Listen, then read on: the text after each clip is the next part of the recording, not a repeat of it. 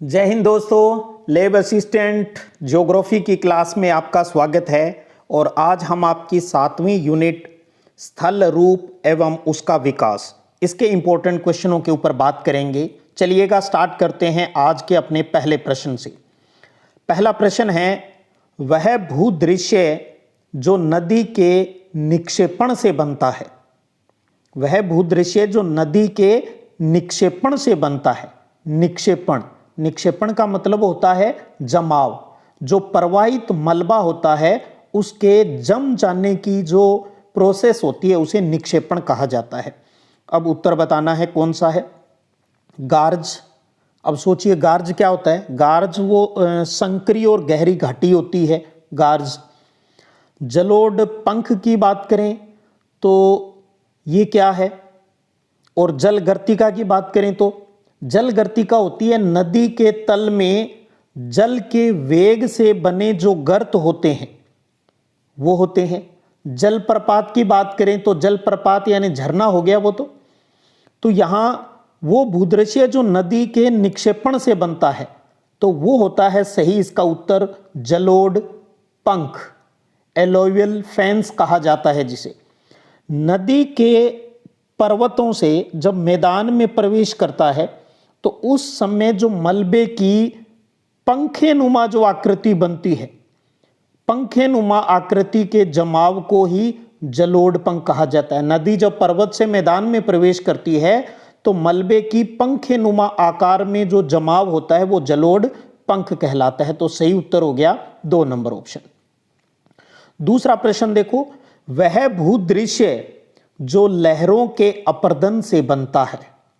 वह भूदृश्य जो लहरों के अपर्दन से बनता है। अब यह बताना है वो कौन सा हो सकता है। वो भृंगु हो सकता है, क्लिफ जिसको कहते हैं, या डेल्टा हो सकता है, या छत्रकशिला हो सकता है, या डोलाइन हो सकता है। डोलाइन क्या होता है भी? डोलाइन होता है वो बड़े आकार के विलयन रंध्र होते हैं ये, और ये एक अपर्दनात्मक स्थलाकृति है ये तो। और छत्रकशिला की बात करें, मशरूम रॉक्स जिसे कहा जाता है, ये छतरी के समान चट्टानें होती है जो कि पवन के अपर्दन से बनती है ये तो। और डेल्टा की बात करें तो डेल्टा क्या होता है? नदी के मुहाने पर बना एक त्रिभुजाकार निक्षेपण जमाव होता है ये। तो बच गया अपना लहरों के अपर्दन से बनने वाला, वो है भृगु जिसे इंग्लिश में क्लिफ कहा जाता है। क्लिफ कहा जाता है तो लहरों के अपर्दन से बनने वाला क्लिफ है भी। अगला प्रश्न देखिए, तीसरा, पवन द्वारा जो अपर्दनात्मक स्थलाकृति नहीं है वह है स्तूप, क्षत्रकशिला, इंसेलबर्ग या ज्यूगेन। उत्तर पर आए उससे पहले वापस प्रश्न पर चलिए। एक तो इसमें पवन द्वारा, तेज हवाओं द्वारा अपर्दनात्मक स्थलाकृति नहीं है। 3 चीजें हैं। 2 तरह की आकृतियां बनती है ना, तो एक तो अपर्दन से और एक निक्षेपण से, तो 2 तरह की आकृतियां बनती है। तो पवन द्वारा जो अपर्दनात्मक स्थलाकृति नहीं है वो बताना है इसके अंतर्गत। कौन सी नहीं है? गौर करें भी, कौन सी नहीं है इसमें? वो नहीं है, वो है स्तूप। स्तूप क्योंकि ये कौन सी है? ये निक्षेपात्मक। ये क्या है? निक्षेपात्मक आकृति है। निक्षेपात्मक डिपोजिशनल टोपोग्राफिक्स है ये। जबकि दूसरों की बात करें, छत्रकशील या शिला, ज्यूगेन की बात करें या इंसेलबर्ग की बात करें, ये सारे क्या हैं? ये अपर्दनात्मक इरोजनल टोपोग्राफिक्स है हवा की, पवन की। अगला चौथा प्रश्न देखिए, कौन सा भूकंप हिमानी अपर्दन से निर्मित नहीं है? कौन सा भूरूप है भई? ये भूकंप नहीं है, यहां पर भूरूप है, यानी भू आकृति, भूरूप। कौन सी भू आकृति है वो हिमानी अपर्दन से निर्मित नहीं है? 3 चीज, हिमानी, अपर्दनात्मक और नहीं है, ये चीज बतानी है भी। कौन सा भूरूप इसमें नहीं है, हिमानी द्वारा बना हुआ कौन सा नहीं है, ये बताना है। अब आप देखें कौन कौन सा इसमें है और कौन सा नहीं है। फियोर्ड, फियोर्ड है क्या? फियोर्ड है भी। ये हिमानी निर्मित घाटियों के जलमग्न होने से बने कटे फटे तट होते हैं ये तो। हिमसोपान या सर्क की बात करें तो वो आराम कुर्सी की आकृति जैसा होता है। हिमशृंग है वो हिमानी क्षेत्रों में ऐसी शिलाएं होती है जिनके हिम सम्मुख ढाल है वो तीव्र और उबड़ खाबड़ वाले होते हैं और मंद होते हैं। तो फ्रियोर्ड, हिमशृंग, हिमसोपान ये तीनों तो क्या है? ये तीनों हैं अपरदनात्मक। ये तीनों तो हैं अपरदनात्मक। कौन सा नहीं है? तो अपने आप ही बच गया चौथा, एस्कर। Esker, ESKER, esker. ये हिमानी जलोढ़ के जमाव से लंबा, संकरा और लहरदार कटक होता है। लेकिन ये किस प्रकार का जमाव है?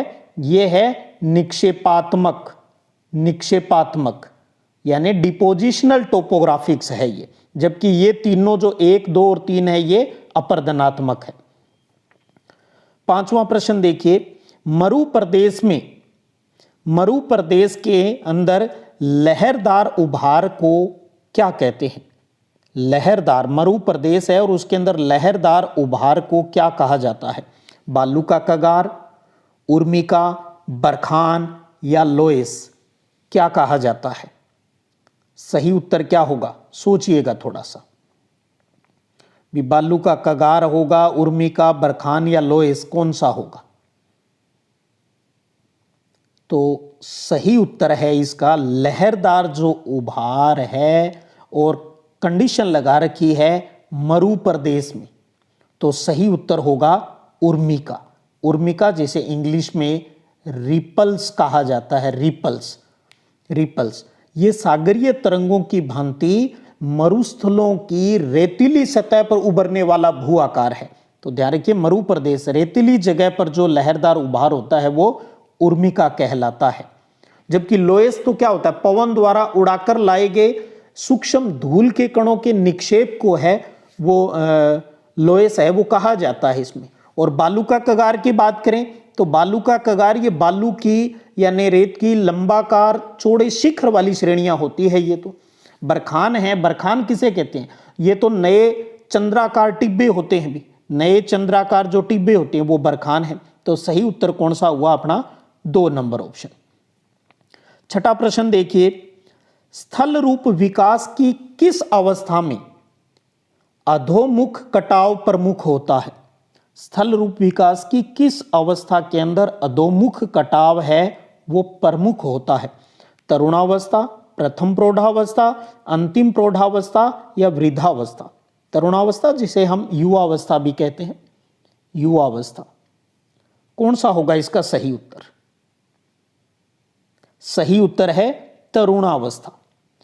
तरुणा यानी युवावस्था में घाटी का जो ढाल होता है ना, घाटी का जो ढाल है वो तीव्र होता है और इसमें लंबवत कटाव है वो भी अधिक होता है और घाटी है वो भी गहरी होती है।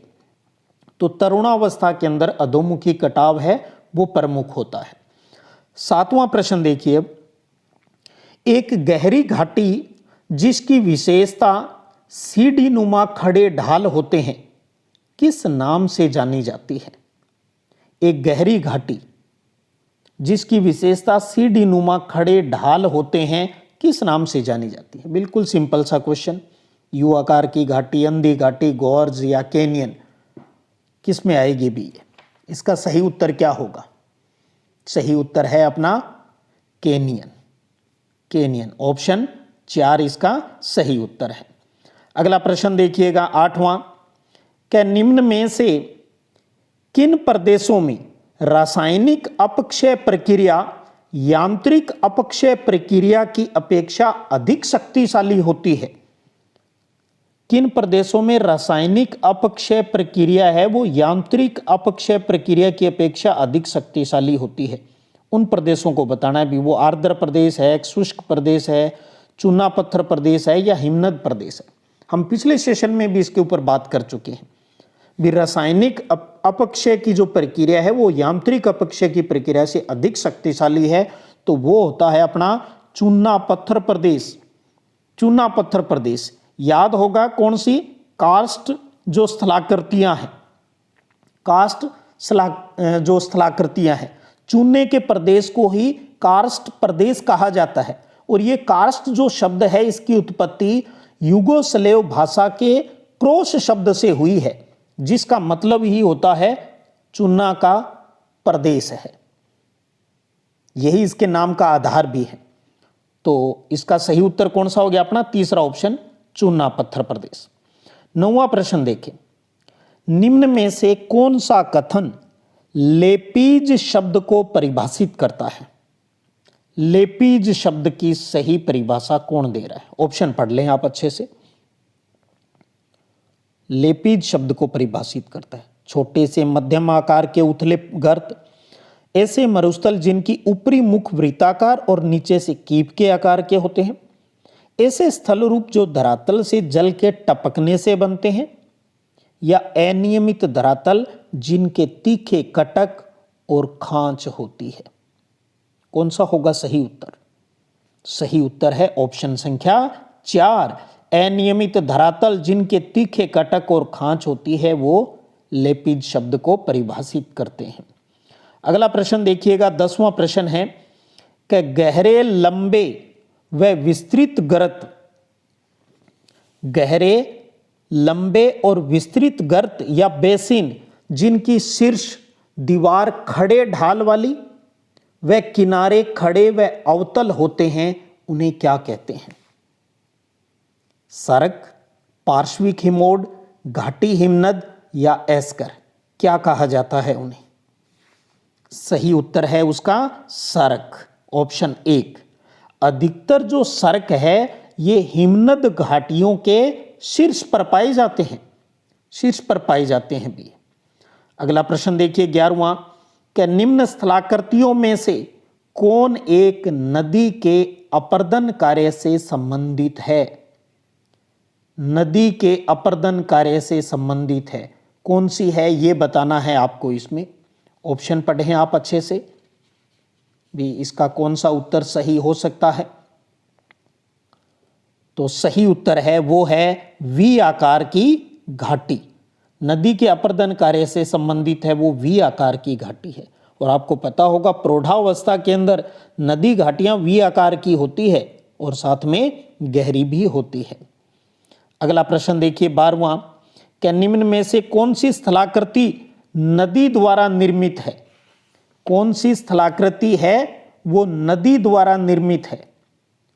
ऑप्शन आपके सामने लिखे हुए हैं, हिमोड, बरखान, गोखुर झील, कंदरा अथवा घोलरंध्र। कौन सा होगा इसका सही उत्तर? कौन सी स्थलाकृति नदी द्वारा निर्मित है? तो सही उत्तर है अपना गोखुर झील। गोखुर झील, जब नदी विसर्पित मार्ग छोड़कर सीधी बहती है और उसके वक्राकार भाग है वो जलपूर्ण होकर गोखुर नुमा छाड़न झील का निर्माण करते हैं, वो गोखुर झील है। तो स्थलाकृति जो नदी द्वारा निर्मित है वो इनमें कौन सी है? केवल एक ही ऑप्शन है और वो है अपनी गोखुर झील। बाकी नदी के अपर्दन या निक्षेपण से बनने वाली आकृति नहीं है। साथ में एक चीज यहां भी, नदी द्वारा कौन सी स्थलाकृति गोखुर झील है, ये किस में आती है? ये नदी का निक्षेपात्मक स्थलाकृति है, यानी डिपोजिशनल टोपोग्राफिक्स है ये। अगला प्रश्न देखिए 13वां प्रश्न है कि निम्न स्थलाकृतियों में से कौन सा भूमिगत जल का अपर्दनात्मक कार्य है? कौन सा भूमिगत जल का अपर्दनात्मक कार्य है? कंदरा स्तंभ, आश्चुताश्म, निश्चुताश्म या प्राकृतिक पुल? कौन सा होगा इसका सही उत्तर? बताइए भी। भूमिगत जल का अपर्दनात्मक रूप बताना है। भूमिगत जल, भूमिगत जल याद आ गया। कार्स्ट स्थलाकृतियां, 3 शब्द आप जरूर याद रख लें। एक तो चूना पत्थर प्रदेश जो कार्स्ट स्थलाकृतियां बनाते हैं और वही भूमिगत जल के अपर्दनात्मक रूप है। तो चूना पत्थर, कास्ट प्रदेश और भूमिगत जल का अपरदनात्मक कार्य। अब आपको सोचिए इसमें कौन कौन सा क्या हो सकता है। कंदरा स्तंभ या गुहा स्तंभ जिसे कहते हैं, केव पिलर, आश्चुतासम, आश्चुतासम जिसे स्टेलेक्टाइट कहा जाता है, निश्चुतासम जिसे स्टेग्लेमाइट कहा जाता है। ये तीनों हैं, ये भी भूमिगत जल के ही एग्जाम्पल हैं, लेकिन किस प्रकार की आकृति के, ध्यान रखिएगा, ये तीनों, पहला, दूसरा और तीसरा, ये निक्षेपात्मक स्थलाकृति है, निक्षेपात्मक। जबकि जो प्राकृतिक पुल या जिसे हम प्राकृतिक तटबंध कहते हैं, ये इसका सही उत्तर हो जाएगा। भी भूमिगत जल का अपरदनात्मक कार्य वो है प्राकृतिक पुल या तटबंध। प्राकृतिक जो तटबंध है वो बड़ी नदियों के किनारे पर मिलते हैं भैया। अगला प्रश्न देखिएगा 14वां, कि निम्न में से कौन सी कार्स्ट प्रदेश की स्थलाकृति है? भूमिगत जल, कास्ट स्थलाकृति, याद रहेगी ये चीजें, और चूना पत्थर प्रदेश, तीनों शब्द। कास्ट प्रदेश की स्थलाकृति इनमें से कौन सी है, ये आपको बताना है 20 में। वी आकार की घाटी नहीं है, डेल्टा या जलप्रपात नहीं है, यू आकार की घाटी नहीं है, तो कौन सी है इसके अंतर्गत? वो है अंधी घाटी। ध्यान रखिएगा, अंधी घाटी, जो कि किस प्रकार की स्थलाकृति है ये भी ध्यान रख लें आप। ये अपरदनात्मक है, इरोजनल है, अपरदनात्मक है।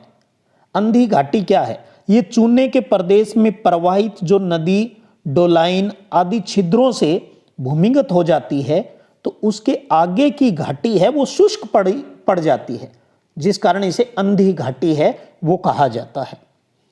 अगला प्रश्न देखिएगा 15वां, युवाला का संबंध निम्न में से किस अपरदन अभिकृता से है? युवाला, युवाला इंग्लिश शब्द है, हिंदी में इसे सैकुंड कहा जाता है। इंग्लिश ही ध्यान रख लें आप तो। युवाला जिसे हिंदी में सैकुंड कहा जाता है, ये किस अपरदन अभिकृता से है, एजेंट से है? पवन, नदी, हिमनद या भूमिगत जल? तो बताना चाहूंगा वो कौन सा है? भूमिगत जल। कास्ट प्रदेश, चूना पत्थर का ये एक अपरदनात्मक स्थलाकृति है युवाला। ये अनेक डोलाइन के आपस में मिलने से बना हुआ विस्तृत गर्त होता है। कई डोलाइनों के मिलने से, डोलाइन क्या होते हैं? बड़े आकार के जो विलयन रंध्र होते हैं उन्हें डोलाइन कहा जाता है। और अनेक डोलाइन के आपस में, यानी जमीन के अंदर के जो छेद हैं, कई छेद हैं, वो हर छेद डोलाइन हो गया और कई छेद आपस में मिल जाते हैं, तो उसे क्या कहा जाता है? सैकुंड। आप समझ लो भी बड़ा कुंड बन गया, युवाला हो गया। ये भूमिगत जल की अपरदनात्मक स्थलाकृति है। 16वां प्रश्न देखिए अब, भूमिगत जल के कार्य से निम्न में से कौन सी निक्षेपण स्थलाकृति का निर्माण होता है? भूमिगत जल के कार्य से कौन सी निक्षेपण स्थलाकृति का निर्माण होता है? डेल्टा का होता है, बरखान का होता है, स्टेलेग्माइट का होता है या मोरेन का होता है? अब आपके बताना चाहूं तो भूमिगत जल, कास्ट प्रदेश या चूना पत्थर प्रदेश की बात करें तो आपने एक शब्द, कुछ ऑप्शन आए थे पहले। एक नाम आया था आश्चुतासम, आश्चुतासम इंग्लिश में जिसे कहते हैं स्टेलेक्टाइट। एक आया था निश्चुतास्म, निश्चुतास्म जिसे इंग्लिश में कहा जाता है स्टेलेग्माइट। गुहा स्तंभ, कंदरा स्तंभ जो होता है, ड्रिप स्टोन और नोड्यूल्स, ये 5 हैं, ये भूमिगत जल की निक्षेपात्मक आकृतियां हैं। तो इनमें से निश्चुतास्म है, ये हिंदी का है, इंग्लिश में इसे कहा जाता है स्टेग्लेमाइट, स्टेग्लेमाइट। तो सही उत्तर कौन सा हो गया? स्टेग्लेमाइट हो गया। अब एक चीज जरूर होगा, आपके कुछ साथियों को ये लग सकता है भी यार ये तो बड़ा अजीबोगरीब सा है या ऐसे नाम तो याद नहीं होंगे, तो आप बस इन क्वेश्चनों को करके देख लें।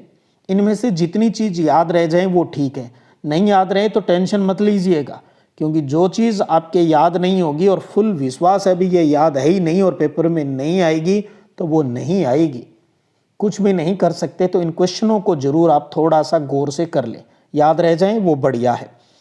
हिमगह्वर या सरक किससे संबंधित है? ऑप्शन आपके सामने लिखे हुए हैं। हिमगह्वर या सरक, सरक CIRQUE किससे संबंधित है इंग्लिश में? इसका सही उत्तर है वो है हिमानी अपर्दन से। ये हिमानी अपर्दन से, ये हिमानी द्वारा आराम कुर्सी की आकृति का होता है। आराम की जो कुर्सी होती है ना अपनी चेयर, इजीली जिस पर रेस्ट किया जा सकता है, उसकी आकृति उस जैसी होती है। ये हिमानी अपर्दन से संबंधित है। अगला प्रश्न है कि यू आकार की घाटी के निर्माण के लिए निम्न में से कौन सा कारक उत्तरदायी होता है? यू आकार की घाटी, यू आकार की घाटी के निर्माण के लिए कौन उत्तरदायी है? बताइए भाई।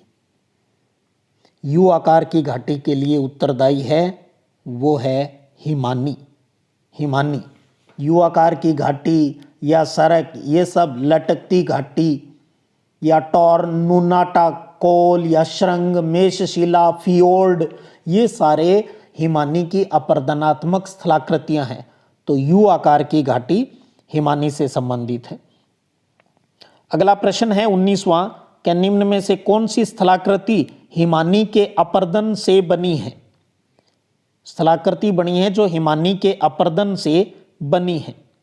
अंधी घाटी, तटबंध, लोएस या हिमोड। थोड़ा सा प्रश्न में है अपर्दनात्मक नहीं होकर यहां आप करें निक्षेपात्मक। निक्षेपात्मक, कौन सी स्थलाकृति हिमानी के निक्षेपात्मक से बनी है? तो सही उत्तर कौन सा हो जाएगा? सही उत्तर है अपना हिमोड। हिमोड है भी। अंधी घाटी है ये तो भूमिगत वाली होगी। अगला प्रश्न देखिएगा 20वां। ड्रमलिन का संबंध निम्नलिखित अपर्दन अभिकृताओं में से किस अभिकृता से है? एजेंट से। अभिकृता यानी एजेंट। ड्रमलिन का संबंध किससे है? सीधा सा ये छांट लीजिए आप इसमें। ड्रमलिन का संबंध, ड्रमलिन, ड्रमलिन का संबंध है वो है हिमानी से। ड्रमलिन हिमानी से, और ये हिमानी की निक्षेपात्मक स्थलाकृति है भी। निक्षेपात्मक स्थलाकृति है ड्रमलिन। हिमानी की निक्षेपात्मक स्थलाकृति है कौन सी? ड्रमलिन। अगला प्रश्न देखिएगा 21वां। यार्डंग अपर्दन के किस अभिकृता से संबंधित है? यार्डंग, यार्डंग, यार्डंग का संबंध किससे है भाई? यार्डंग का जो संबंध है वो है पवन। पवन यानी तेज हवा यानी वायु। तो सही उत्तर कौन सा हो गया? वायु। तो पवन के की अपर्दनात्मक स्थलाकृति है यार्डंग। ये कोमल और कठोर जो चट्टानों हैं उनकी क्रमशः लंबवत परतों से बनी नुकीली भू आकार वाली होती है ये। अगला प्रश्न देखिएगा 22वां। क्या निम्न में से कौन सा अपर्दन करता बालू के स्तूपों के निर्माण के लिए उत्तरदायी है भाई? ऑप्शन आपके सामने लिखे हैं। बालू के स्तूपों के निर्माण के लिए सोचने की जरूरत नहीं है। जब बालू के स्तूप की बात आ जाती है सीधा सा क्या आ गया अपना? तेज हवाएं आ गई, पवन। अगला प्रश्न है कि निम्न प्रदेशों में से किस में बरखान का निर्माण होता है भाई? बरखान का निर्माण, मुझे नहीं लगता इसमें कोई सोचने की आवश्यकता है। और वो कौन सा है? शुष्क प्रदेश, मरु प्रदेश। अगला प्रश्न है कि निम्न में से कौन सी वायु निक्षेपात्मक या निक्षेपणात्मक स्थलाकृति है? वायु की निक्षेपणात्मक स्थलाकृति कौन सी है ये बताना है। वो है बरखान भाई। प्रश्न की भाषा बदल बदल कर आपका अभ्यास भी करवाया जा रहा है। अगला प्रश्न है कि लोएस के निर्माण के लिए, लोएस के निर्माण के लिए निम्न में से कौन सा अभिकरण यानी एजेंट है वो उत्तरदायी है? लोएस, लोएस का निर्माण किससे होता है? नदी से, पवन से, भूमिगत जल से या हिमनद से? तो ये है पवन की स्थलाकृतियां हैं। अगला प्रश्न देखिएगा 26वां।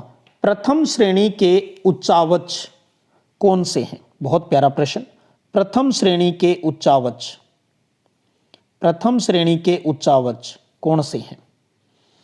याद होंगे आपने, प्रथम श्रेणी के उच्चावच में आते हैं महाद्वीप और महासागर, ये जरूर याद रख लीजिएगा, ये फर्स्ट श्रेणी के उच्चावच हैं। अब आपको ये भी पता होना चाहिए भी सेकंड द्वितीय श्रेणी के उच्चावच कौन कौन से हैं। तो 3 नाम मुख्यतः हम उसमें लेते हैं, पर्वत, पठार और मैदान। पर्वत, पठार और मैदान ये सेकंड श्रेणी के उच्चावच हैं। और अगर बात आ जाती है थर्ड की, तो उसमें आप किसकी बात करोगे? डेल्टा और घाटियों की। ये किस में आ जाते हैं?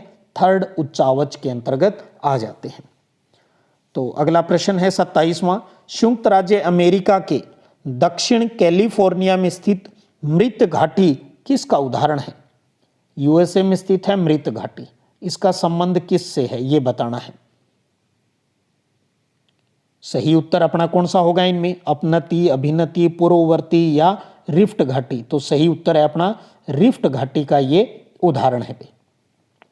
अगला प्रश्न देखिएगा, विश्व की सबसे गहरी झील है, विश्व की सबसे गहरी झील कौन सी है? बेकाल, क्रेटर लेक, न्यासा या टेकानिका? तो विश्व की सबसे गहरी झील है वो है बेकाल झील। अब बताइए आप कमेंट करके कहां है भी ये बेकाल झील।